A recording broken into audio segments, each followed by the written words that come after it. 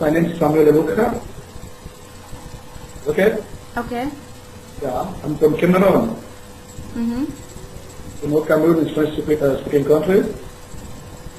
I studied literature, and then I changed to mathematics and science too.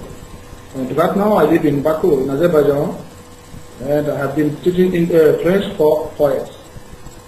Right now I'm with our officer. Okay, Samuel. So Samuel, as you've been teaching French for like 4 years now, so what do you think that what makes French the second most learned foreign language in the world? You know, for some people French is a romance language, you know. Mm-hmm. So, I don't know if you are romantic guy. Yeah. So that's why some people like to study French.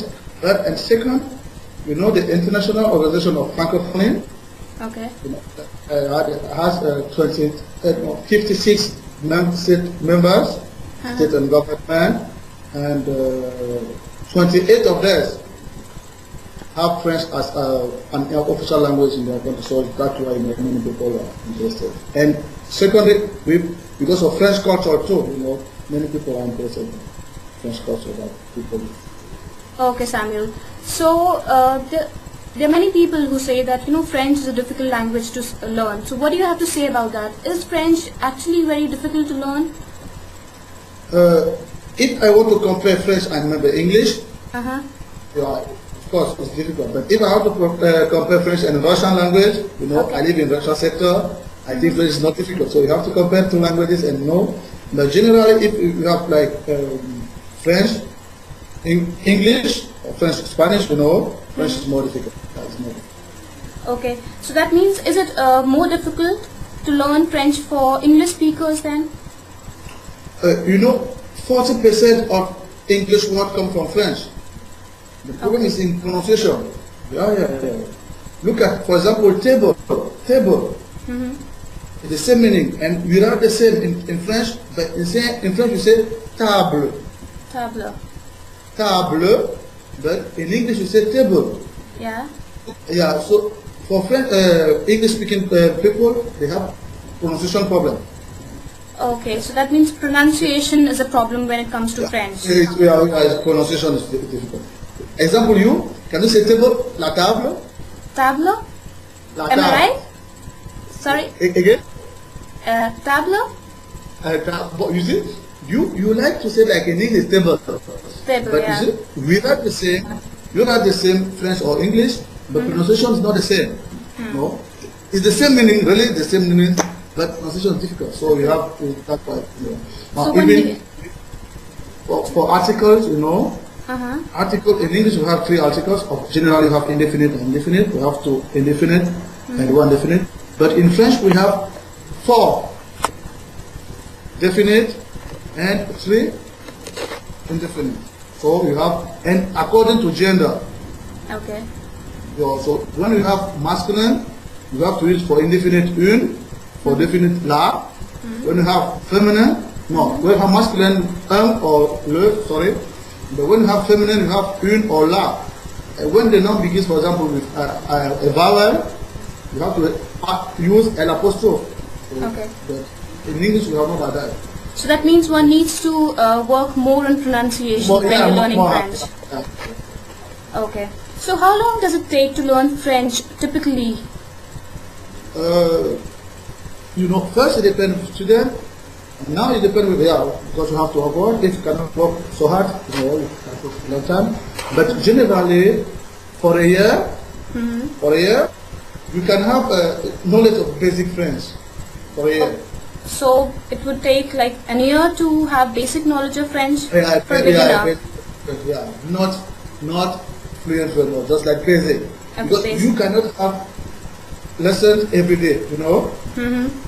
So it can take a year for knowledge of basic French. But 2 or 3 years, you know, after you can write and read, And if you live in an environment where we have French speakers, you know, you should learn faster. Okay. So Samuel, are there some common misconceptions about learning a language, like learning French? Yeah, okay. For example, learning French or English, I know sometimes depends, because you have some students, they are able to speak comfortably, just speaking. But doesn't mean that they are good at writing or reading. Okay. Do you understand? Yeah. Sometimes we think that because he is speaking well, mean that he knows really the language fluently. No. Sometimes we have and sometimes we have some students who in the classroom during the lesson they are silent, they can't speak. Yeah. But it doesn't mean that they don't know the language. Okay. They know they can understand because they have some experience, life experience. Now, when they have a topic, they try to translate in their native language. Yeah. They know have for example in the question, they know you have a question, they know the answer in their native language. The problem is now they have problems, grammatical problems, vocabulary problems in English. Because they try to translate in their own native language. Yeah. Just if they try to translate because of experience, they have life experience. Okay, now they understand the problem, but they cannot speak in English because they have few vocabulary or grammar. They cannot speak, but they understand in their native language. That's why during the lesson they are silent. And in another way, you have some kind of student, because I said, at the time, they're able to, like I have one girl, she's good at reading, she read really a lot, she come out the voice, but that doesn't mean that she understands the meaning of text. So if I give her a text to scan, really, she can understand. And sometimes, she say that sometimes, I try to read in front of you. You don't know, but I'm your student. I'm your teacher. What would you like to read? Okay. If an exam, what would you read? So you have to read. But she's good at speaking. Okay. Not good at reading. So that's some problem that we have to read. Okay. So Samuel, what are some? Can you just give us some examples of the way you tailor your teaching to different students that you teach? First I have to check the level. Level is very important. And then I ask them if they have around them like French speakers. I would like to know, because some have, some have not. So that's why sometimes when I know that one student is maybe good at grammar, but some students are not. They need conversation. Okay. So that from there I know I try to catch their problems and I find. So once you've assessed, what's their level, then you tailor your teaching methodology. The level of student now, and then what I give them, for example, exam, I know that this student is good at grammar, but maybe just grammar. Maybe it's good at speaking, but not good at writing, or reading. Try to work. Language is 4 skills. You have speaking, reading, writing, and listening. So I have to work. Okay. So Samuel, what if I just want to brush up on my French because I'm preparing for a vacation? How far ahead should I plan? But of course, for vacation, vacation is for short period of time, Yeah. So you don't need, so 2 months or 3, I think is enough for you to get just basic knowledge. For example, you travel to go to France, you have to know, for example, bonjour, to say hello, to have action, you need all those things. So, but For example, yeah, I was saying that, do you know that knowing these basic words like bonjour would help? Yeah, that's what I said, it's good. If you have to travel to France, for example. Is that enough? It's not so enough because you have to introduce yourself. You have to ask for direction. Maybe you are looking for restaurant, nice place, restaurant, a hotel, like that. And generally you have to know how to change. Say merci is very important, it's more polite. Okay. Yeah. And you have to know that in French, we have, like in English too, we have formal and informal ways to ask somebody things. But generally, if you travel just for vacation, try to use formal ways, to ask for services. Okay. Because Okay. we go for vacation probably for a week, 2 weeks, or a month. So it's not. So 2 months would be more than enough to have a basic knowledge if you're planning to go on a vacation. Yeah, I think it's important. Okay. I think it's important. Okay. Simon, many people are attracted to French because of the French culture. So how do learning about the culture and learning the language work together? But you know that the language is a part of culture. Yeah, I sure. think that is the main part. Yeah, is the main part of the any culture. So if and it's good. For example, if you are invited me in India, I would like before coming, I would like before coming there to learn a bit. You know, it's good. You know, to show the respect. If we try to learn somebody's language or another language, is to show the respect about the culture, to respect the culture, and it's good too to speak with local people. You know, from there, if we want to know about traditions, about music, about food, it's good. It's better to speak in their language, because if I come in India and I start speaking French, nobody will take me there. So, but if I speak in their language, you know. Yeah. So I get more information. I think that's why. Yeah, that's fair. So what learning tips would you like to give beginners in French? Yeah, generally, they have like presentation, you know, to introduce themselves. Yeah, first, for speaking, and they have to learn like the basic articles, because in French, articles are very, very important. It's not like in English. If you're mistaken, for example, to use le and you say la, it's completely different. You have to know the gender correctly, you know. And for example, for them, you have to know numbers for beginners, numbers from maybe 100, but step by step, you know. I start from 0 to 20, and then I change it now. And like verb to be, you know, verb to have something not basic, you know.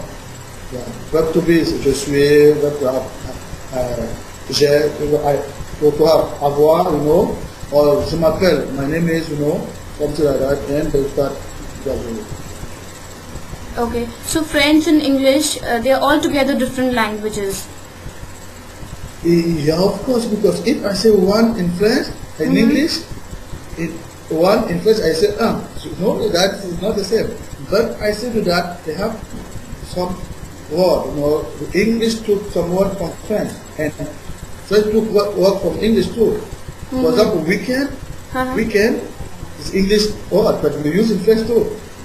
Okay, in French also you call weekend or weekend. Oh, well, weekend, yeah. And how do you pronounce it? The same way?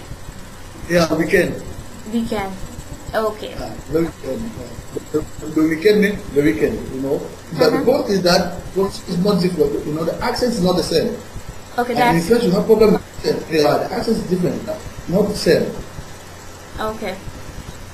So Samuel, do you feel there is any difference between online learning and classroom learning? A lot has been talked about the two. Yeah, of course. Really, it's different. You know, we have some differences, of course. You know, the way I'm speaking to you is not like I'm speaking to a girl nearby me. No? Okay. Yeah, I think that's why. We don't feel our student, and they don't feel us. You know? Yeah. It's like it's not the right information. It's coming with little time. But my student here, you know, nearby me, feel me, my action when I do hand, I do, you know, it's more. But anyway, online studying is good, it's better too than doing nothing. Okay. So do you feel online learning has an edge over traditional classroom learning? Do you feel that online learning has an edge over traditional classroom learning? Is it better? Edge? Is it better? Is online learning better than traditional learning, the classroom learning? No, online language I think is better. Okay. Yeah, it's better because you know we have some problems. So you can move. Okay, if you would like to study, for example, French, can you come to France? Is it for you to come to France? Yeah, obviously not. So it's definitely better. Yeah, so I think that is better. You can come. Okay. So what message would you like to give all those who want to learn French but are a little apprehensive about it? Like you? Yes? I know, like any subject, you know, this is life. Not only French, not maths, not, I don't know, English, but we have to believe ourselves. So, and they said, if we decide learning something, you know, we have to do by heart, and we have to work with heart. So, but the message, they have to work hard. It's not easy. Okay. So I was asking you that any specific, teaching experience you've had in your teaching career that you would like to share, any specific incident? I sent a link, for example, www.americanacademy.us. You can see me with, I'm with students, Just a link with like photos. It's not recording, but you can use it. It's okay. You can see me on. Okay. Okay. So thank you so much for your time, Samuel, and it was really nice having you here. Thanks. Same to you. Same to all team. What's the WizIQ company? Yeah. Okay then, Samuel. Bye bye. Have a nice day. Yeah. Have a nice day too. Yeah. Bye.